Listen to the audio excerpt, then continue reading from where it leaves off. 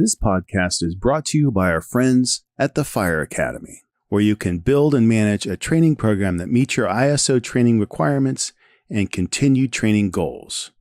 With over 600 fire, EMS, and general safety courses, with more being added all the time.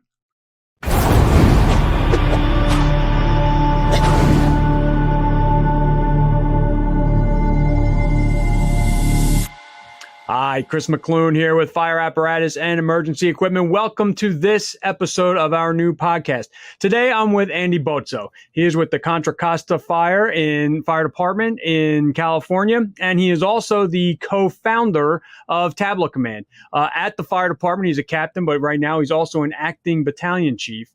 But we're going to talk to Andy about a few things today.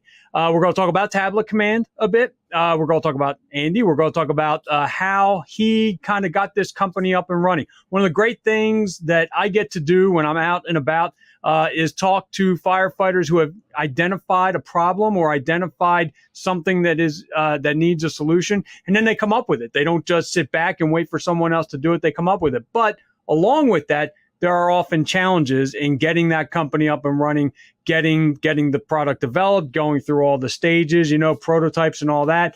In this case, there was a lot of software, Tablet Command. It kind of tells you what platform we'll be using. So there's really a lot that goes into that maybe not all of our audience knows about. And maybe there are some out there right now who have been thinking about a solution to a problem that they just haven't known exactly what the right way to go about it is. And, I'm sure, Andy, there are a bunch of right ways to do it. Sure. But we're going to talk about, the successes that he's had in getting his company off the ground. We first met at FDIC 2023, and we talked about doing this. And I'm thank you very much, Andy, for coming on with me today. I guess just to get us started, if you could just, I gave, the brief introduction, but if you could just introduce yourself and talk about your career, kind of what brought you to this point, and maybe just some of the things about the department that people might not know about. Yeah, no, thanks for having me on. I love having these conversations, especially when it comes to, well, what steps do I follow to launch a business? And I would say there are many cul-de-sacs that you can find yourself down, and you sort of have to go through that. It's almost like Dr. Seuss's "Oh, the Places You'll Go," where there are very many waiting places, but they all end up working out well. So about me, I'm in my 25th year in the fire service. I grew up in California, in the Monterey Bay area, which is south of San Francisco, on California's Central Coast. I certainly was influenced by wildfire very early in my career, and fire in general. Visiting the fire station was one of my favorite things to do as a little guy.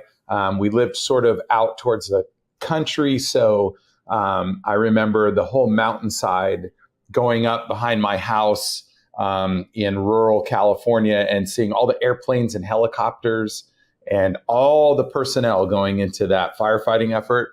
And I thought that was the coolest thing I'd ever seen in my life. I went down the academic and athletic route. I was a college athlete, 5 years, 5-year college athlete. And then I got right into teaching science, which I also love. And ironically, I wrote my a senior project. It wasn't a thesis, but a senior project on wildfire succession for species in the West and how dependent plant species were on, and as a byproduct, animal species, the flora and fauna, if you will, of the West, and how dependent they were on wildfires. Now, the issue that we all talk about is we have aggressively suppressed fires for about 150 years, and so those nice mellow fires that were burning in the understory have really had an effect on the biology, or had a benefit to the biology. Now they're just burning so hot because we've allowed all this stuff to accumulate, because we haven't allowed fires to burn. So, but I'm not just strictly a wildland firefighter. I work for a county fire department in California, and we have everything from large refineries to multi-story buildings, to several apartments and bedroom communities. So we're your typical county fire department in California, where we have it all: large freeways, huge arterials, We have the Interstate 80 that runs right through our district, 680. I've been on a USAR company for the last 6 years. And so, certainly a lot of extrication, some rope rescue. The modern firefighter from coast to coast today is a jack of all trades, more so than any other time in our career. I think, 9/11 spurred that on a little bit. And so, I've certainly tried to take on every aspect. And, it's funny with the new guys coming on now, I say, you kind of got to major in something. It's kind of like college. You either have to major in rescue or major in wildland, but you're always going to minor in, you're always a firefighter first, but you kind of have to major in something because the fire service has become so diverse with regard to, and so so multidisciplinary. That's a better term with regard to what we respond to. Let's see. I am currently working as an acting battalion chief along the Interstate 80 corridor, part of our district. I'm loving that because one of the things I do in my spare time is I coach water polo for high school and on the club level, and a little bit on the a teeny tiny bit for USA water polo as well in the youth. And being a captain and being an acting battalion chief or a battalion chief is a lot like being a coach. It's, in my view, those philosophies intersect really well. I love working with people in general, and I love working with them to bring out their best and to value them and to let them know that they're valued.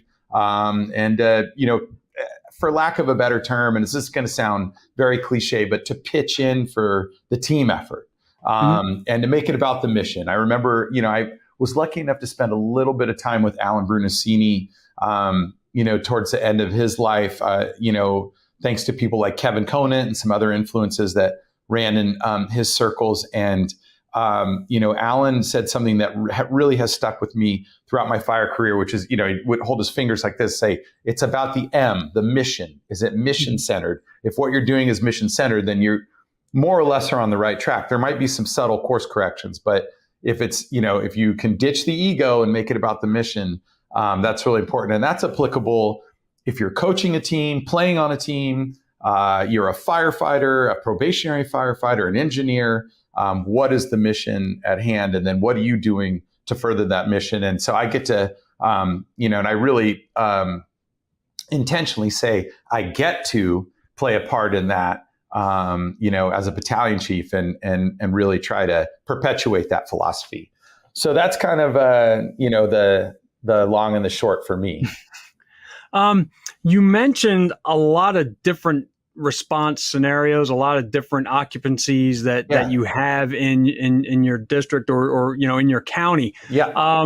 And I'm guessing that a lot of that played into the product we're going to talk about. But what was the need in that county that you identified that you wanted to come up with a solution for? Yeah. Okay. So that's a great question. And I think this scenario is applicable anywhere in the world where they have organized firefighting. In 2007, I was new with the Contra Costa County Fire Department. I had just come down from the Tacoma Fire Department. That move had more to do with, being close to family than anything else. Tacoma is a fantastic department. About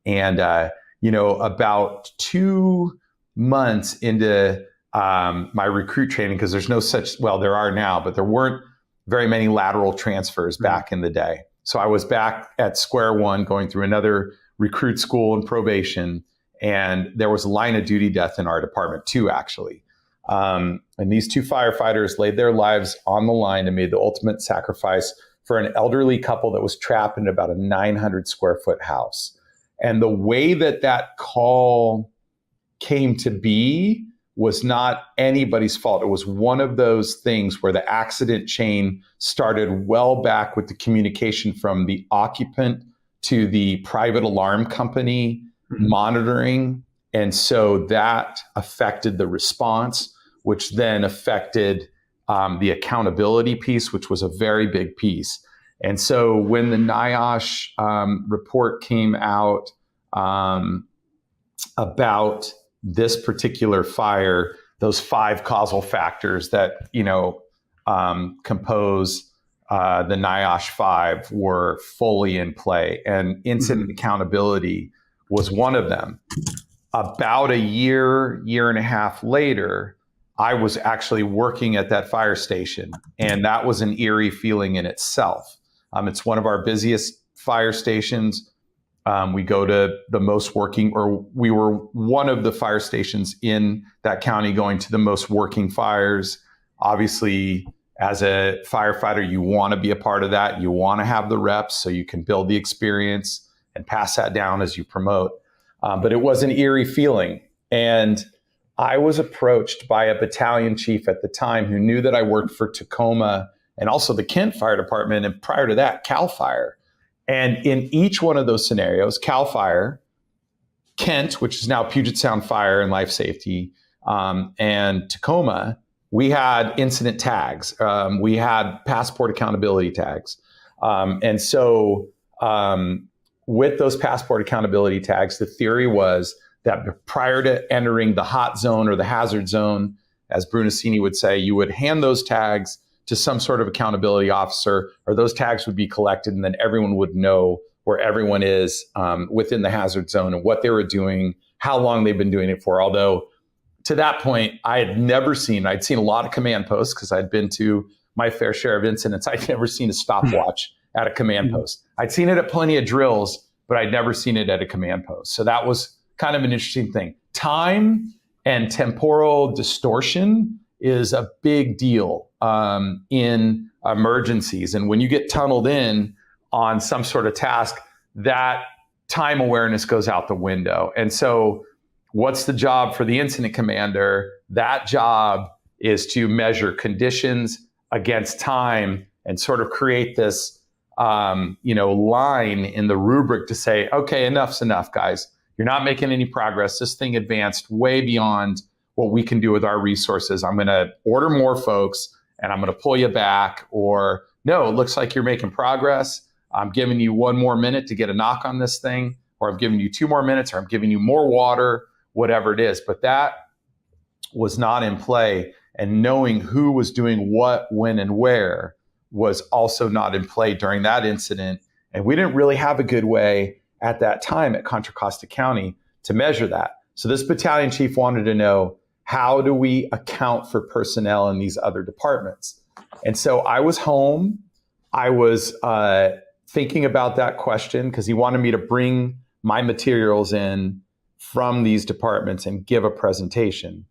And, I was thinking about it in the context of modern times and sort of those steps that we would take, those analog steps of grabbing that Velcro tag, handing it to someone, that person collecting it, scrawling, scribing, listening, asking for that information again.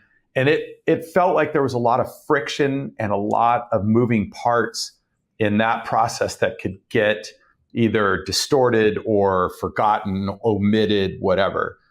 I happened to be thinking about that. I also happened to be sleep deprived, which had its own hallucinatory effect on the thing. And I'm not an advocate for hallucinogens, but I was, sleep deprived from the, running calls the night before. Mm-hmm. And so I was thinking about that question. I was also playing Words with Friends on my iPhone. And if people who are familiar with Words with Friends, you spell words on a grid, just like Scrabble. And so you grab a tile and you drag that tile up.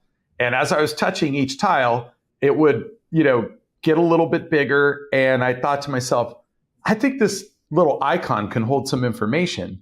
And I started spelling a word reflexive of the person who had spelled the previous word. We don't know each other. And I thought to myself, right there was like the aha moment. I thought, okay, I just put 5 tiles on this board to spell a word. This person knows it. They know the word I spelled. Why can't Division 5 on an apartment fire, Division 15 or 25 on a high-rise fire know that I'm sending them 5 more resources? Why can't Division Mike or Lima on a wildland fire know that I'm sending them 5 more resources and know that instantaneously? So now they have real-time accountability. So right there, it was like, oh my God, my brain exploded. I started, writing down some basic designs that were based on command posts that we've seen, right? So like your basic command posts, I'm sure all of your listeners can relate to this. You roll up to a fire, the double doors open in the back of the BC's rig, the Explorer, the Expedition, the Yukon, what have you. And there's like a whiteboard and some Velcro and, there's a grease pencil or a dry erase marker. And they've got maybe a sheet in hand holding, the run sheet, or they're listening and they're asking for it again and they start writing it down. And I'm like, oh yeah, well, let's take all of that minutia out of the process and just give them their game tokens right now. So in some respect, it was like a gamification. And at that point, I didn't know it yet, but just doing that small step was like a product in itself. Okay. If I can give you all the resources going to the fire, you're way ahead of the game versus calling, writing, asking for resources. In the meantime, these poor guys are up on the 3rd floor asking for ventilation. You're not catching that because you're writing down the second alarm. So I thought, all right, let's just remove that out of the system. Okay. Yeah. So I'll pause right there because I know I go on a lot and I want to just kind of leave room for any clarification on that. Well, you've pretty much described, almost, the solution, that you developed. So based on all of that, talk about tablet command and talk about, how tablet command, solves all that, like the nuts and bolts of it. Yeah. As you're talking about that, I'm picturing more than one unit, one on that division 15 and the other one at the command vehicle. Yep. and all that kind of stuff. So what I'm most interested in is how does all this stuff kind of come together in what you developed? Yeah, no, that's a great question. So, and I might have skipped over, I was describing the multitude of types of calls that we respond to. And in each one of those scenarios, swift water rescue, trench rescue, apartment fire, refinery fire, boat rescue, auto extrication over a large field, wildland fire. You need to know who's doing what, when, and where. And so the way that tablet command comes into play, and it could be any solution, but I feel like because tablet command was developed by us as a team of firefighters, we speak firefighter the best. We speak command post the best. And so how does that incident commander want to digest that information? They have a need, and that need is who's assigned to this. That's the number one need. Who is assigned to this incident? Do I have 3 units? Do I have 30 units? Do I have 300 units? So that's need number one. So tablet command solves that by CAD integration. So we basically hand each incident commander or everyone in the agency a tablet, and in several of our customers' context, that also serves as their MDT. So in many respects, and I don't know if I can say our customers by name, but we have very large metro fire departments using tablet command around the United States, in large cities in North Carolina, large cities in Colorado, larger cities in very large cities in the Midwest. So I think sometimes the knock that tablet command gets is, well, it's a West Coast product for wildfires. It's not. For example, the Columbus Fire Department can use tablet command on a high-rise fire, or God forbid, an active shooter somewhere in their city. It's that versatile. But the fundamental need that gets solved is telling that incident commander who is arriving at that incident, when they arrived, and then that incident commander has the ability to assign them to a task or a geographical area as that incident develops. So we integrate tablet command with CAD, with whatever CAD solution that fire department has. whether it's Motorola, Hexagon, Central Square. We have not encountered a CAD system, computer-aided dispatch, that we cannot integrate with.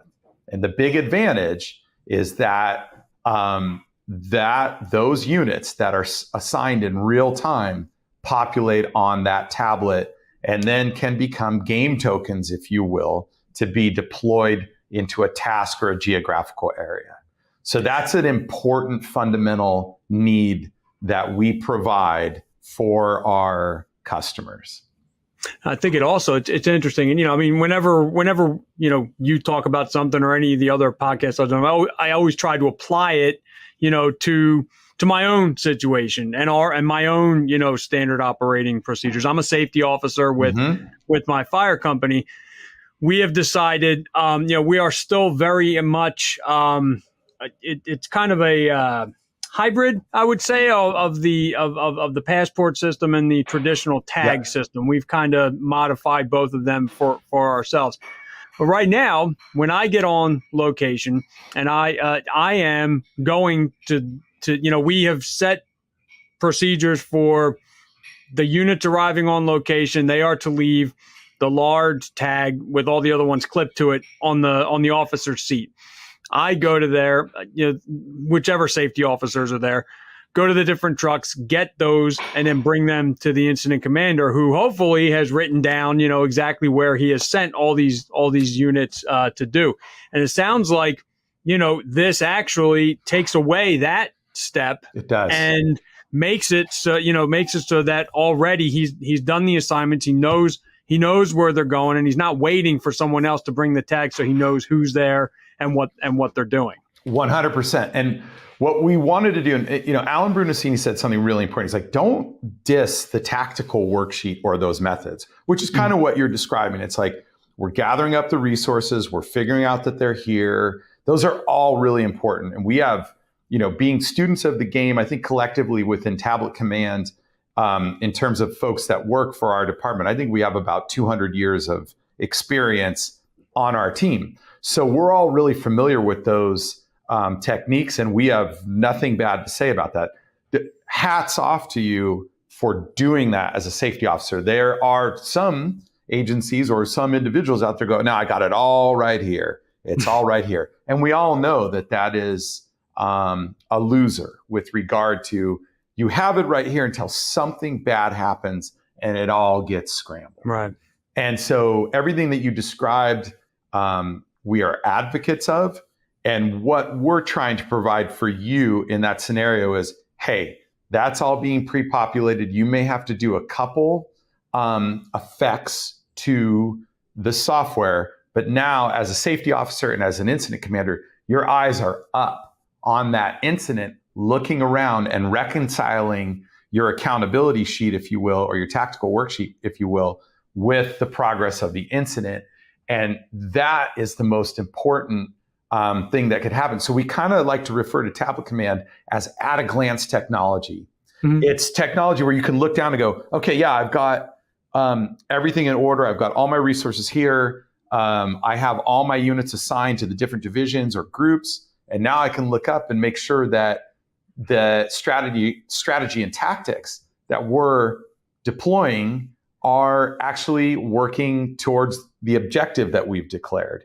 And so it takes away the friction of that head down work of writing. Mm-hmm. You're just writing and listening and writing and asking dispatch to repeat things. And instead of getting on with the actual management and mitigation of the incident, it just kind of removes all that step. Mm-hmm. Efficiency and safety sounds like it's what it's all about. Yeah, 100%. I mean, getting back to our 2 line of duty deaths, and I've been to a few line of duty death funerals, whether it was, neighboring departments. I've been on since 98. So I actually went to some of the 9/11 memorial stuff. Mm-hmm. And a line of duty death funeral is tragic, whether it's a line of duty death from a long-term illness or from an acute event. It's horrible. Hearing wives and children weeping, and it's terrible. And if we could prevent that at least for a percentage of the time, why wouldn't we want to pour our whole hearts into doing something like that? So getting back to the scenario that you described, if all of a sudden our product has enabled you to look up and go, oh my God, there's a collapse on the Charlie Delta side, or that roof is starting to go, get those guys out of there. If you were looking up instead of looking down, we did our job. Mm-hmm. We worked, and in the past, we've worked really closely with the National Fallen Firefighters Foundation. And a dear friend who is in charge of some of the family services there, Victor Stagnero, made a comment a long time ago and said, man, you may never know the lives that you impact with Tablet Command, because it might, that scenario that I just described might not be quantifiable. Oh, I was able to look up, see the roof start to go, and I got my guys out of there. People don't usually document that on a fire. You might, like in a near miss, in a blue sheet or a green sheet, you might share that, within your agency, but that doesn't get out there. But if there are technologies out there, and I don't care what they are, that enable the safety officer and the incident commander to look up, and they know who's doing what, when, and where, we're gonna really put our whole hearts into that, because it does not interfere with the culture of your department, mm-hmm. how aggressive you want to be,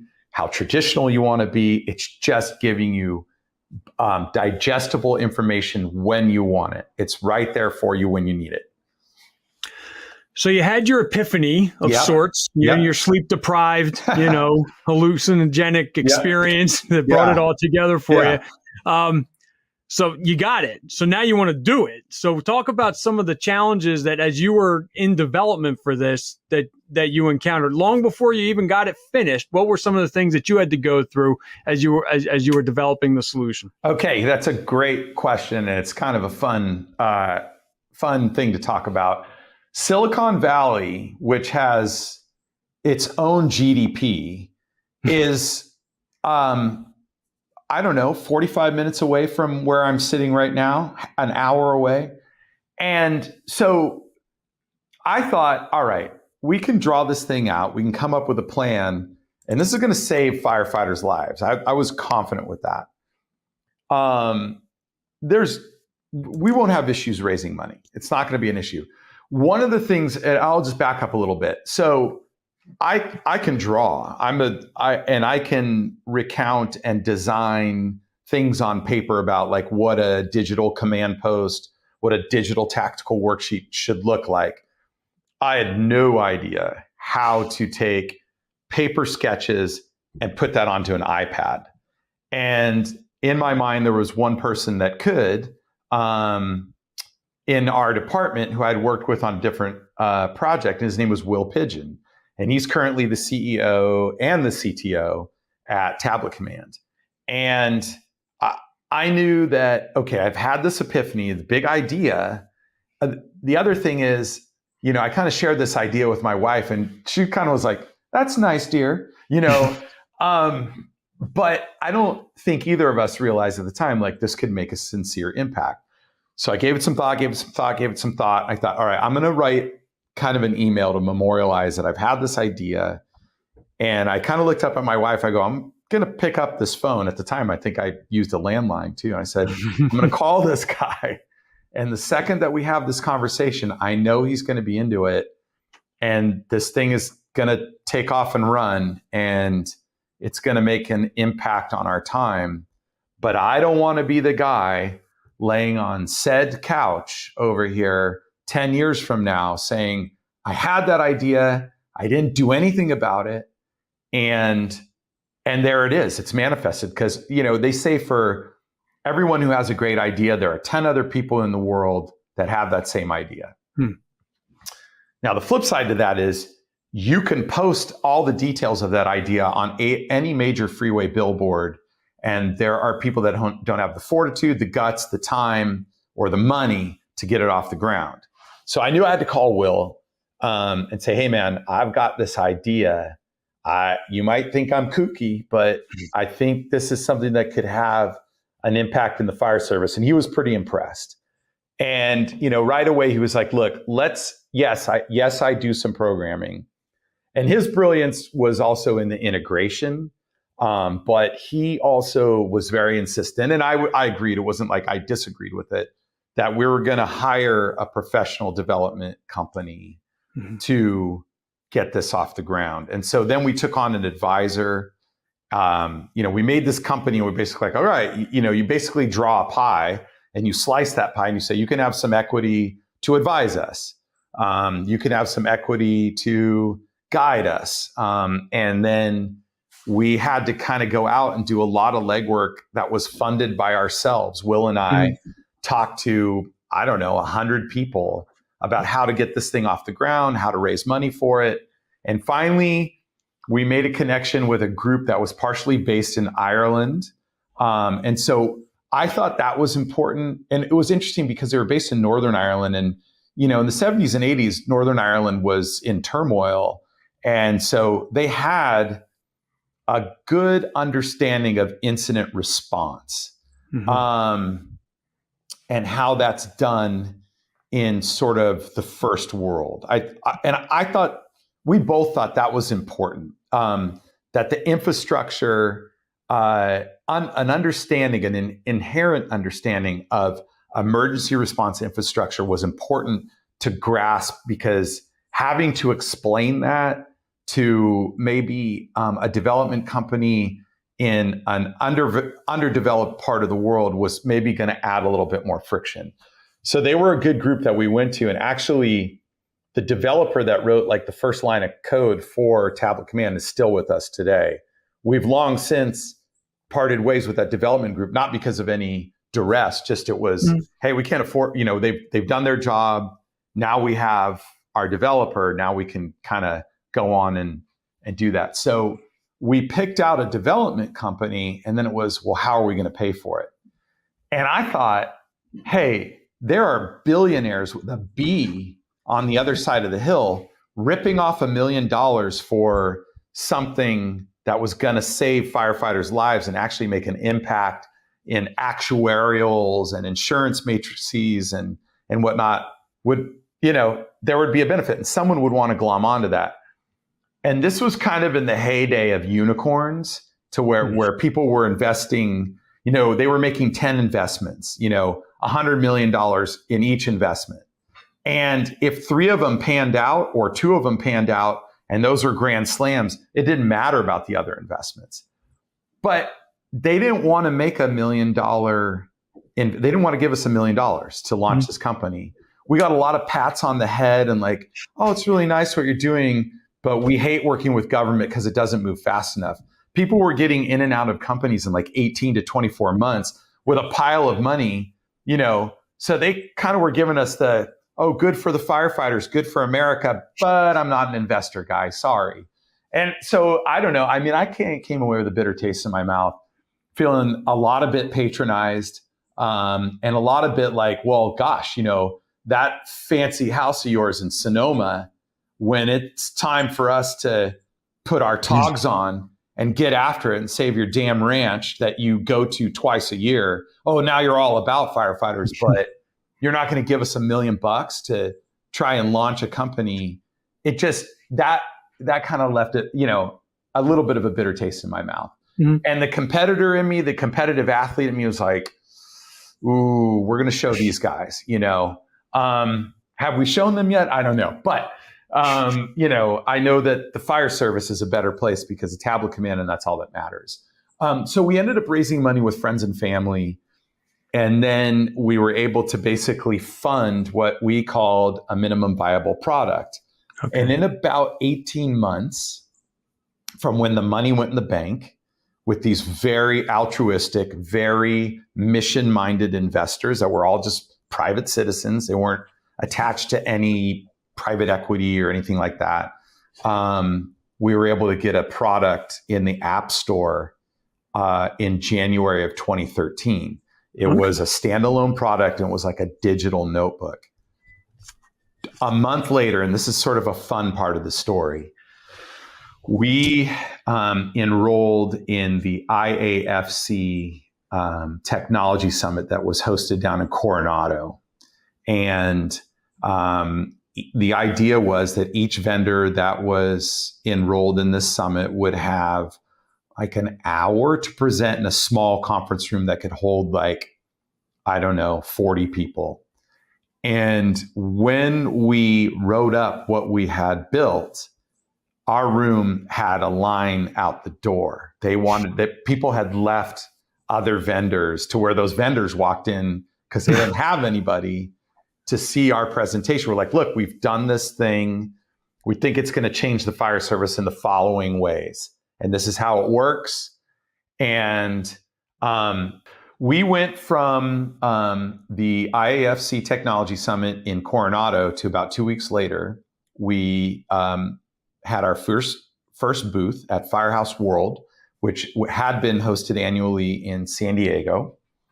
And that was going well. We were getting a lot of traffic, so much so that the CEO of a still relevant technology company in the fire service, which I will not say who it is, just for, rights and responsibilities and things, walked across the floor and said with this expletive-laden proclamation, I don't know who the heck you guys are. I don't know where the heck you came from. You all, the audience can insert words for heck. But I got to have this product and I will pay you anything you want for it right now. And we were wowed by it. We thought, wow, and it was tempting to say like, write a check right now. We'll walk away. It's all yours. But the more important feedback were the fire chiefs coming by the booth saying, you nailed it. And I could really see using this product if it's CAD integrated. Because at the time that we launched the product, in January of that year, it was a standalone, basically digital tactical worksheet that could timestamp anything and it would allow you to manually add your resources. And they wanted those resources auto-splashed. They wanted tactical worksheets that they designed to auto-splash in there. So we put our noses to the grindstone. And over the course of 2013, we took on San Mateo County Fire Departments, Contra Costa County, and also the Stockton Fire Department as our first CAD integrated customers. And shortly thereafter, we acquired more customers in 2014, some county JPAs in San Diego County, in St. Charles County in Missouri. And the product refined as well. We got really important customer feedback that they wanted to design tactical worksheets that were customized for their agency. So we deployed that. We added more map layers. And fast forward to today, 2023, 10 years later, we have well over 600 enterprise deployments in the United States and Canada. We've got a lot of interest from places like Australia and the UK, and we're trying to figure out when the best time in the company to launch those markets. We don't know yet. We're still, enjoying success on domestic soil, so to speak. We have about 15 to 20 people at any given time working for Tablet Command, several of them current or former fire professionals that have a lot of incident command experience and can really talk the talk. And can really help our newest enrollees, if you will, use Tablet Command to its fullest, but not overwhelm them with all of these features right off the bat. Just giving them the, dose by dose what they need to enhance their incident command experience. Gotcha.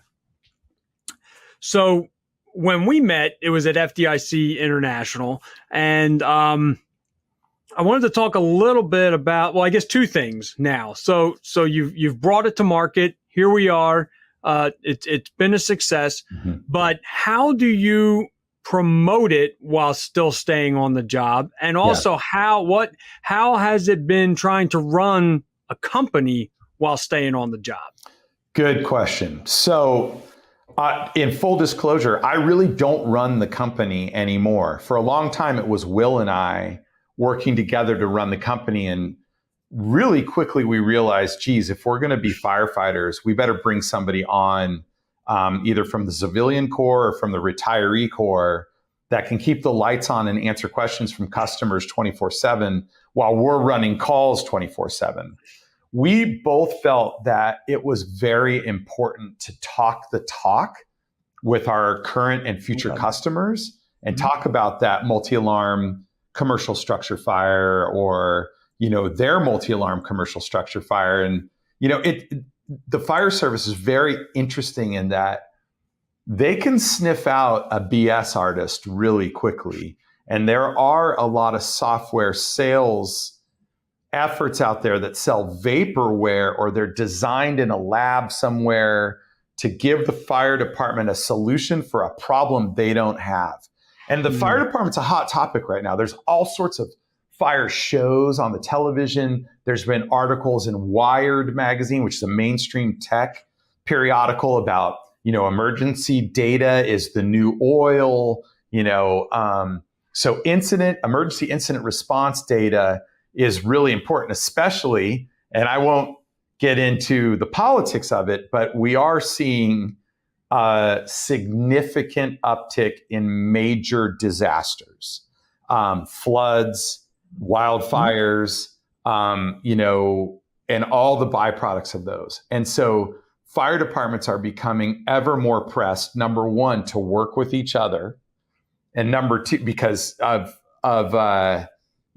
mutual aid boundaries. These disasters are going beyond the boundaries of a city limits or even a county limit. And then number two, they're just happening at a higher rate of frequency. And so, fire departments are having a hard time with even backfilling personnel. So I think that, the world at large is keenly aware of how important this data is and how important it is to respond in a way where their intelligence is at its highest, that information is the most accurate, it's the most up-to-date, and that they can communicate in real time while not interrupting their operations. So getting back to your question, because I rambled on a little bit, it's hard. I do a lot of the promotion. I'm sort of maybe the upfront guy, but part of a group of upfront guys to talk about the merits of Tablet Command. And right now, because it was a collective decision between Will and I, and Will actually had a lot of influence on that decision, because I've had certainly temptations to sort of leap over the fence as Will did in 2019 or 2020. Will left the fire service as an assistant chief. He retired early so that he could help run Tablet Command full time, and we needed that. But we also had a decision to say, like, hey, Andy, stay on the job so you can talk the talk, walk the walk. I'm not 100%, or I'm not effective 100% of the time, because there's a portion of my time where I'm running calls. But it does give me that credibility alongside other members of our company that are either retired deputy chiefs, Eric Tomlinson, retired deputy chief, Dave Franklin, retired assistant chief, Patrick Harper, who's a current battalion chief, Jake Pelk. I could go on, and apologies to anyone I omitted. People that in our company that wear our polo from time to time that can really talk the talk. And I'm part of that group. I'm a team member of that group. So I do record and memorialize, for example, a lot of the conversations that I have with current customers about what they like with Tablet Command. And then we launch that into our social media channels. And that seems to resonate with other folks at large around the country and beyond, saying, hey, Chief, why don't we have this? Seems fairly simple. It lives on an iPhone, an Android phone, an iPad. iPads are fairly inexpensive. And so by coming alongside prospective customers, that's really been my job. But the actual the goods in the back, so I'm kind of in the shop window, so to speak. The goods in the back is really Will Pigeon, his developers, and then our retirees that are out there also grinding on the sales path with a great sales force as well. that have been in public safety for a long time. So that's the company is much more than, although I'm the person on the podcast telling the story, I'd say that's my job, chief storyteller, and doing a lot of the promotion that way. So we've covered a bunch of different things about how you got started, how you brought the product to market, how how your epiphany, the whole thing. Now, for those who have just recently had their epiphany, I guess you could say, how should they get started? How, like, what's like step one in terms of taking their idea and moving it through the process? Yeah, absolutely. So the most important thing I will say is know your market. You have to know your market through and through. So if this is a firefighter wanting to launch a new product in the fire service, that's a good candidate for someone who understands what's called the product market fit. And in full disclosure, I don't have an MBA. I don't have a master's in business administration. I majored in biology and graduated from a small little liberal arts college up in Vermont called Middlebury College. After my Division I swimming career fizzled out on the West Coast at USC, I transferred to Middlebury College. I graduated with a degree in biology. I liked plants and animals. So my 25 years in the fire service at the time, my 15 years or 10 years or whatever it was, allowed me to understand the market and understand some of the friction points in the market. The thing that I was very naive to is how to raise money to back that product. That has evolved as well, though. There are increasingly, I think there's a lot of millionaires and billionaires walking around after the Twitter revolution and the big tech revolution that happened in the early 2010s, 2012s, 2013s. I mean, they rode that wave. They've got a lot of discretionary money. In some cases, they're even volunteer firefighters now because they want to serve their community or, whatever. I'm not bagging on their intentions. It's just, that is what it is. And so that money is a little bit more loose to want to back a solid business plan. So I would say, number one, know your market. Number two, run that idea by the most curmudgeon in that market and have them poke holes in that and find 5 of those. And then find five enthusiasts and sort of, measure that up. We actually did that with a San Francisco Fire Department division chief who is one of the most storied, fire chiefs to come, very well respected, but a no-nonsense guy. And again, not using expletives. We brought our product to him early in the life cycle and said, "Hey, chief, we want you to poke some holes in this."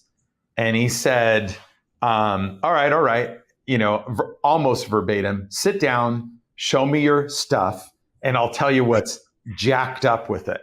And so he, at the end of our conversation, said, "You guys have nailed it, but where you're going to have problems is actually in the integration." So it's not, if it's something that doesn't require integration and like a third moving part, you might have something on your hands that, provides value. It could be a new leather axe belt. It could be a radio earpiece. It could be a new light or a new video camera or something that's providing situational awareness that goes direct to you. But if you are looking to integrate, I think we picked the hardest path because we had to work with CAD integration. That is hard. That was probably, the equivalent of, okay, you want to pour a foundation for the house. You actually have to go to a quarry and reformulate cement on your own to do that and then replicate it again and again and again. That's been the hardest part. Don't let that deter you if you have a good idea. But the other hard part is providing a good business plan and realistic expectations. One of the things that that balloon has come out of the cloud, so to speak, in terms of these huge multipliers that these companies are getting now. You got to have realistic sort of brick and mortar expectations of like how you're actually going to make a business, because it's a good idea and that's all it will be unless it makes money. And you got to show these investors how they're going to get their money back and, over what time frame. And my rule of thumb, I think, for government is it's like 10 to 15 years. And we were a real leading edge product. So it's, we're really pushing the 15-year mark. I mean, we could probably sell the company tomorrow and get the investors all their money back and then some. But, we're not going to do that because we're on such a roll and we're really still energetic and excited about what we're doing. It would have to be a stupid amount of money for someone to say like, okay, because, we have the investors in mind, but more importantly, we have our customers in mind, and, we're very customer minded and we want to serve them first. And we think that we're the ones who know what we're doing best with our product. So we want to continue to, and I got to look those people in the face at work. I got to look at them in the face at FDIC, as you mentioned. Hey, yeah, I'm still working on the job, and yeah, I'm still working with Tablet Command. And what can we do to serve your needs further? When you put that in somebody else's hands, that's still something we're not ready to do. But you never know. I was actually going to get into funding a little bit in my next question, but it sounds like I think you've already answered how to go about getting the funding, and that really is coming up with the plan and making it almost bulletproof so that you can present it to the potential investor, and really just having it sound and down, and because with anything, you think about like speccing a fire truck. You can't go into speccing a fire truck if you haven't given it careful thought and really put down on paper in your spec what you want this thing to do, keeping in mind, you were saying keeping in mind the market, keeping in mind our customers and the types of calls that we go on and all that kind of stuff. It really sounds like to get that funding, you really have to have the sound plan and have it not necessarily bulletproof, but, be able to present it so that, you've done your homework, and you can convince these guys to that you've got a solution that's going to, benefit your target audience and benefit them as well. Yeah, it's correct. We did pitch after pitch after pitch in front of angel groups, in front of VCs, venture capitalists, in front of private citizens, in front of grant writing groups, to show that this was a viable business. And not only that it's a viable business, they wanted to see margins and they want to see growth trajectories. They want to see year-over-year percentage growth trajectories. And I think firefighters are some of the smartest people I've ever known, but to learn how to speak that language is, almost to learn how to speak a completely foreign language that's not, rooted in English or Latin. So that's the part that is really important, is to have that pitch dialed and to anticipate those questions, because that's what their job is. You pitch to a group of angels, they don't typically have a lot to say about how you fight fire or, how popular a product is going to be. But what they do have a lot to say is, how is that business going to grow and whether it is going to be a business at all. And that's important to consider as you're building a business. Will it be around, there's a lot of enthusiasm. Hey, we're going to build this new leather, these new leather straps or this new rescue device or this or that. Do you have the endurance to be around in 15 years? How are you going to grow your business? How are you going to re-innovate? How are you going to re-penetrate the market? So in some respects, we're sitting in the catbird seat because we have subscription-based software and we have customers that are constantly asking for add-ons. So, for our services, we're providing you not only the software, but we're providing you advisement, we're providing you training, we're providing you added layers, and we're maintaining our software so that it's up to speed, up to date. It's integrating with dispatching software in the most optimal form. When you build sort of a helmet, or it's almost like it's a one-time use. So then how are you going to guarantee longevity in that? And, if your expectations are, hey, look, we're just going to be a mom and pop helmet shop, we're based in El Cajon, and that's going to be that, then that's one thing. And your expectations are realistic. But if you're, wanting to be around 10 and 15 and 20 years later, you've got to have a way to A, repenetrate the market, and B, provide more product, and be willing to be innovative with that product. We talked about a lot of stuff today, about Tableau Command, about, starting the business and all that kind of stuff. If you had one piece of advice to give the firefighters looking to get into this, what would it be? So to give advice to firefighters that are looking into starting their own business, I'd say do a lot of research. Be humble and go around to those skeptics and get their perspective on things. Are you able to provide a product that's going to make an impact in the fire service? Yes, certainly believe in that goal. Believe in it until you're carried off, the battlefield on your shield, so to speak. You have to have that. You have to have that almost magical realism, Don Quixote, I'm going to joust that windmill, mentality to launch a business. I'd say that's I'm the yang to Will's yin. Not that he's fearless as well, but I was always the one willing to crash through the fire chief's door to say, voila, hello, we have this product. My name's Andy Bozzo. I'm just a fire captain, but this is what we're going to do. And you got to have that courageousness to believe in your product to do that. So that's one thing. But then you got to have the longevity to last within the business, which means, research that business model, look at competitors. It's okay to be a competitor. In fact, that's what, makes capitalism great. That's what makes your product better. That's what makes you better as an athlete or a firefighter when you're competing against somebody. You want to be next to the most fit person in your academy to throw SCBAs, and you want to do it faster than them. You want to get to the top of the tower faster than that person. And you got to take that same mentality into building a business. And so a lot of the core beliefs and core habits that you've developed to pass an academy, to hang on to that nozzle, not run out of the building when it's really hot, are some of the same things that'll keep you in business.